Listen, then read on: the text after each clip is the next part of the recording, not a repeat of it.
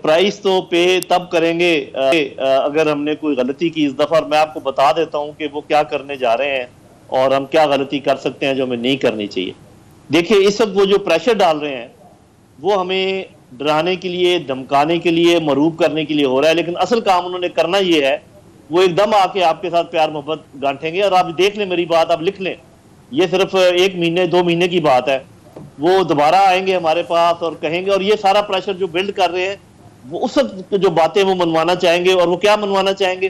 وہ کہیں گے بھئی ہم آتے ہیں پاکستان میں، ہم انویسٹ کرتے ہیں، آپ کے ادھر بھی انویسٹ کرتے ہیں، بلڈ بیک بیٹر ورلڈ کے ہم پیسے لے کر آتے ہیں، ہمیں بھی کوئی جگہ دے دو، اور یہاں پر ہم اپنے این جی اوز کو لے کر آئیں گے. آپ ایسا کریں کہ ایک چھوٹا سا اور ایک کیمپ بنا دیں جو وہاں کے پناہ گزین ہیں، ہم آپ کی پوری مدد کریں گے. اور بیسیکلی یہاں پر وہی گیم کھیلیں گے اپنا حلیہ بدل کے، انویسٹر کے طور پہ آئیں گے اور یہاں پر دلچسپی اپنی شو کریں گے. اور مقاصد ان کے بالکل وہی رہیں گے کہ چین کو یہاں آرام سے نہ بیٹھنے دیا جائے، روس کا نارتھ ساؤتھ کوریڈور نہ ہو، سی پیک نہ چلے. بس ہم نے یہ دیکھنا ہے کہ کیا سی پیک کا یہ جو آئی ایم ایف کا دباؤ ہے، ایف اے ٹی ایف کا دباؤ ہے، اور یہ جو بل کا دباؤ ہے، کیا اس کے انڈر ہم یہ باتیں پھر مان جائیں گے اور اس گڑھے میں پھر ہی گر جائیں گے؟ اگر اس دفعہ ہم بچ گئے تو میں آپ کو یقین دلاتا ہوں کہ ہم 2-3 سال کے اندر آزادانہ خارجہ پالیسی چلانے کے قابل ہو جائیں گے، ورنہ ہم اسی چکر میں گھومتے رہیں گے. سر اس پہ بات ہم ظاہر ہے مزید بھی کریں گے، آپ سے سوال کریں گے اس حوالے سے امریکہ جو کرنے کا سوچ رہا ہے اور کیا کر سکتا ہے اور پاکستان کا رد عمل کیا ہونا چاہیے. لیکن میں ایک اور سوال کرنا چاہوں گا جس پہ مریم نواز صاحب نے ٹویٹ کیا اور انہوں نے کہا کہ ہر پاکستانی کو یہ دیکھنا چاہیے کہ کس طرح وہاں پہ جنرلز کو بلا کے اور گرل کیا جا رہا ہے، ان سے سوال جواب کیا جا رہا ہے. اور ایک اپوزیشن کی تنقید آ رہی ہے کہ یہاں پہ تو ہمارے جو فوج کے متعلقہ لوگ ہیں انہوں نے بریفنگ بھی دینی ہو تو یہاں سے سیاستدانوں کو جی ایچ کیو بلایا جاتا ہے. تو وہ کہتے ہیں کہ دیکھیں جی یہ فرق ہوتا ہے کہ وہاں جو ہے وہ اتنی مضبوط ہے وہاں کے جو آپ سمجھیں کہ جو سویلینز ہیں کہ وہ فوجیوں کو بلا کے گرل کر رہے ہیں، سوال کر رہے ہیں، اور یہاں پہ سویلین کو بریفنگ دینے کے لیے بھی وہاں بلایا جاتا ہے. تو وہ اس کو بھی یہ بھی ایک کمپیریزن کر رہے ہیں کہ یہاں پہ سوال نہیں ہو سکتا ہمارے فوج کے جنرل سے. جی دیکھیں، یہ میرا خیال ہے کہ یہ سوال انہوں نے اچھا اٹھایا ہے، لیکن میں ایک جوابی سوال اٹھاتا ہوں، اور وہ یہ ہے کہ آپ مجھے یہ بتائیے کہ آپ کے خیال میں کیا ہمارے جو ایم این ایز اور سینیٹرز ہیں ان میں سے کتنے ہیں جن میں یہ اہلیت ہے کہ اس قسم کے سوال کر سکیں جیسے سوال ادھر ہو رہے ہیں؟ یہ اب آپ کو شاید بات اچھی نہ لگے اور شاید ہمارے ایم این ایز کو بھی اچھی نہ لگے. میں آپ کو یقین سے کہتا ہوں کہ ان کو یہ نہیں پتا کہ ہماری فوج میں ڈویژن کتنے ہیں. سر اس طرح سے ون سائیڈڈ تو نہیں ہو سکتے ہیں، وہ بھی الیکٹیبلز ہیں، الیکٹ ہو کر آئے، سوال کرنا ان کا حق ہے. الیکٹ ہونا الگ بات ہے، الیکٹ ہونا الگ بات ہے، اہلیت ایک الگ چیز ہے.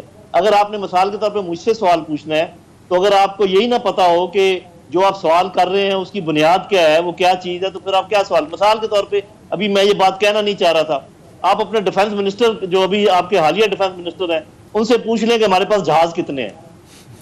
اگر وہ اس کا جواب دے دیں تو وہ جو مرضی سوال پوچھ لیں. تو بھائی جب آپ اپنے ڈیفنس منسٹر ایسے لوگوں کو بناؤ گے، آپ نیشنل سیکورٹی ایڈوائزر امریکہ سے لا کر ادھر رکھ لو گے. مطلب انہی لوگوں نے ان کو الیکٹ بھی کیا. سر اگر تو یہ بل آگے پاس ہو جاتا ہے، جس طرح سے اگر میں بات کروں سینکشنز کی، اگر تو وہ ہمارے پاس سینکشنز لگاتے ہیں، 2 قسم کی ہوتی ہیں، ایک اسٹیٹ ڈپارٹمنٹ لگاتا ہے، یہ یو این کا جو ہوتا ہے وہ لگاتا ہے. تو پھر کیا ہوگا؟ کیونکہ ہماری 45% ایکسپورٹ جو ہے وہ امریکہ کے ساتھ چل رہی ہے. اگر یو این کو بھی شامل، ای یو کو بھی شامل کر لیا جائے تو 70% ایکسپورٹ بنتی ہے.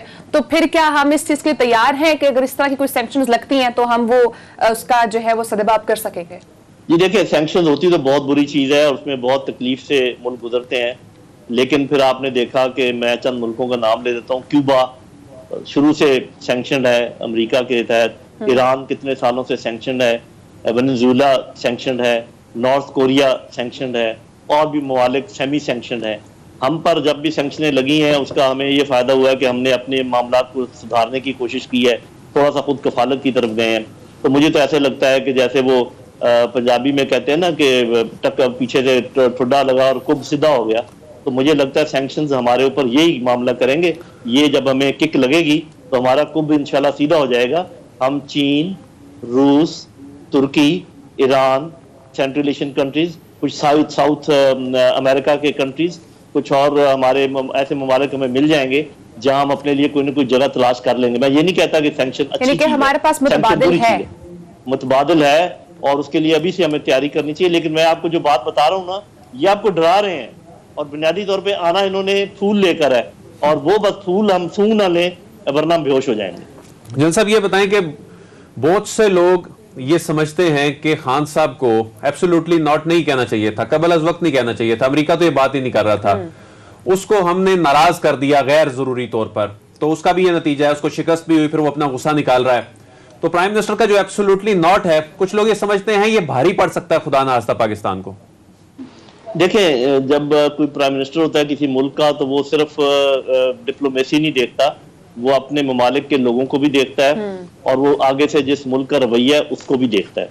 مطلب آپ کو پتا ہے کہ ٹرمپ کے زمانے میں تو انہوں نے تقریباً ہمیں گالیاں دی ہیں, مطلب ایسے الفاظ استعمال کیے جس کو گالی کے زمرے میں لایا ہے, اور وہ تو جو مرضی کریں, اور ہمارا پرائم منسٹر جو ہے وہ بالکل منہ نہ کھولے.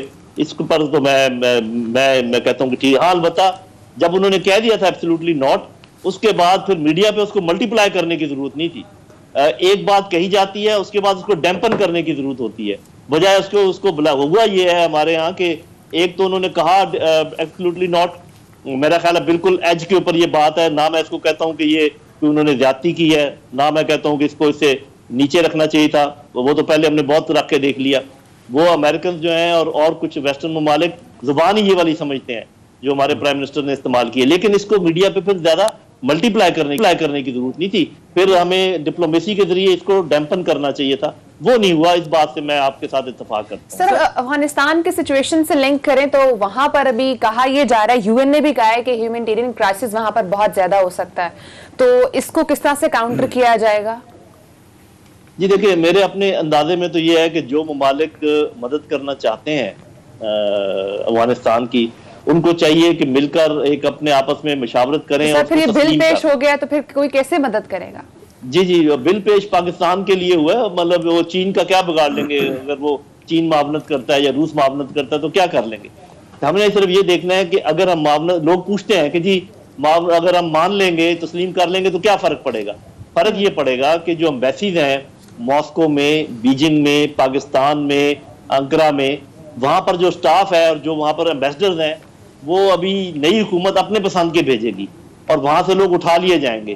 اور اس کے بعد پھر آپ یہ سارے ملک مل کر تقاضا کر سکتے ہیں کہ جو افغانستان کے پیسے ہیں, افغان عوام کے پیسے ہیں, جو ان کا حق بنتا ہے, وہ جس کے پاس بھی ہے وہ ان کو ریلیز کریں, تو ایک پریشر بڑھے گا. تو یہ جو ریلیکٹنس ہے ممالک کی طرف سے, جن میں پاکستان بھی شامل ہے, کہ جی ابھی بھی ہم تسلیم نہیں کرتے, حالانکہ ابھی مزید وہ کیا کریں.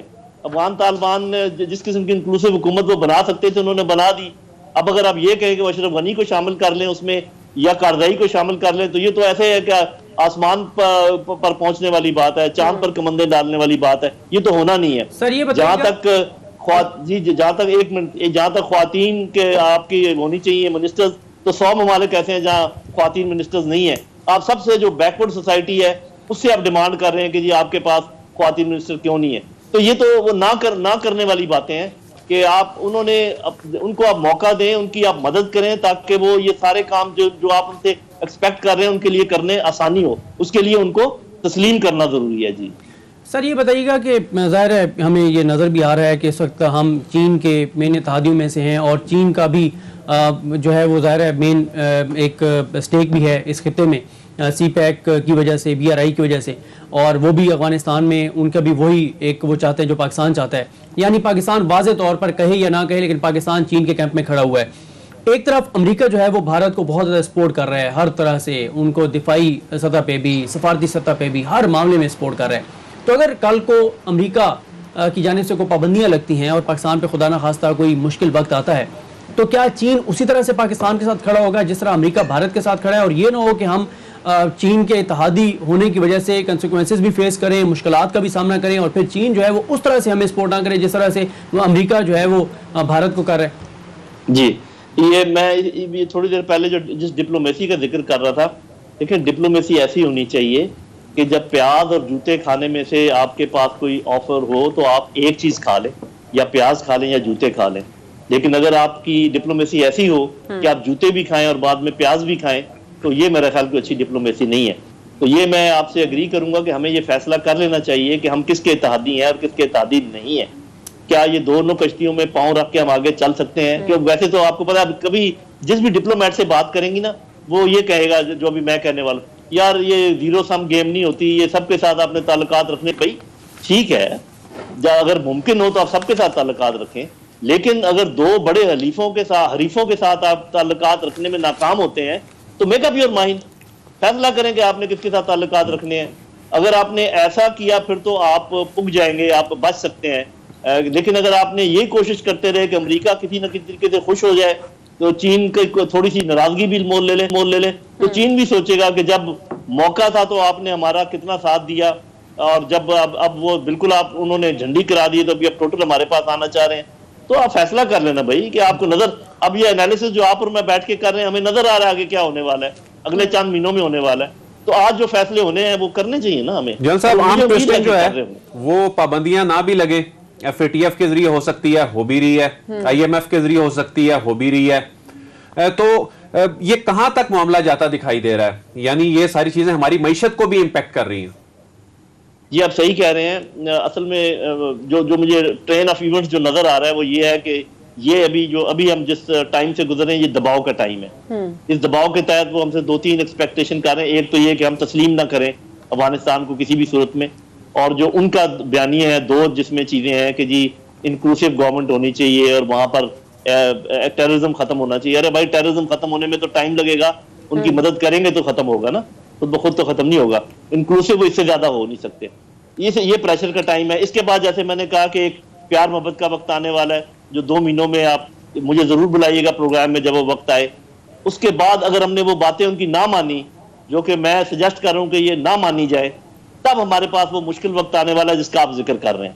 اس کے لیے تیاری کی ضرورت ہے، آج تیاری کی ضرورت ہے.